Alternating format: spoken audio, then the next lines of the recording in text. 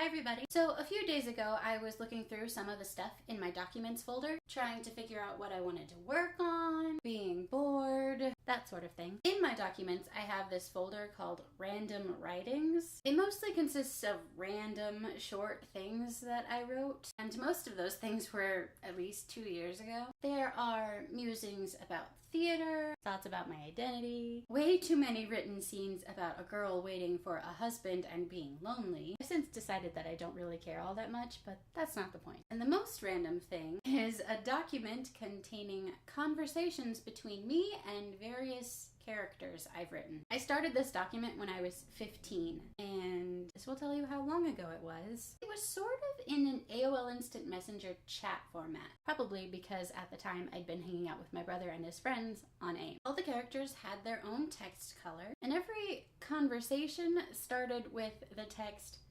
"Character enters the room." So yes, I've always been weird. And I can't even say that this was an exercise in character dialogue, because all the characters broke away from their own time periods in these conversations. I think I did this mostly just because I was bored, and let's be real, I was probably lonely too. I would talk to my characters about things happening in my life and about things happening in their stories. When I decided that one of my characters was going to be getting married, I talked to that character about it and then introduced them in the conversation document. So silly. When I was reading through this, I was so glad I actually had the presence of mind to write down the day and time that each conversation was written. They started in 2004, and the last conversation in the document was in 2012 when I was doing NaNoWriMo. And it's interesting to see both how I changed as a person and how my characters themselves changed as time went on. And different characters seem to take on different roles. One of the characters was a few years older than me at the beginning, and at the time I gave him a voice of authority. By the end, though,